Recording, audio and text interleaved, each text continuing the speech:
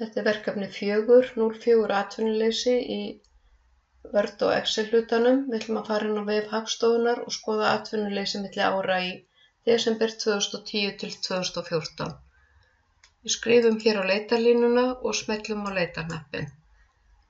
Og við förum í talnaefni. Og við leitum hér vinnuafl, starfandi, atvinnulausir og vinnustundir. Þetta lítur ekki alltaf út eins á vef Hagstofunnar en þeir eru sífellt að uppfæra en þið ættuð alveg að geta áttað ykkur á því.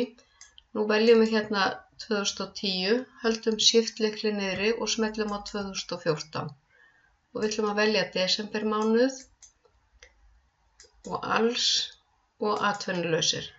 Við þurfum að velja, það er skilyrði, rauða stjarnan þýðir það er skilyrði að velja eitthvað úr listanum. Og ég ætla að velja Excel-skjal með kóða og textadálkum og ég smelli hér á áfram. Þá fæ ég hérna upp Excel-skjal og ég þarf að smella hér á Enable Editing og þá lítur þetta svona út. Og ég ætla að vista Excel-skjalið áður en ég fer að vinna með það. Ég fer í File og Save As.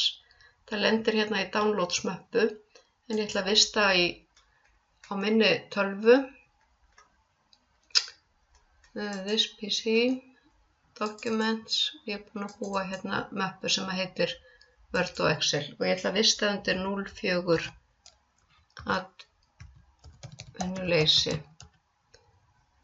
og Save.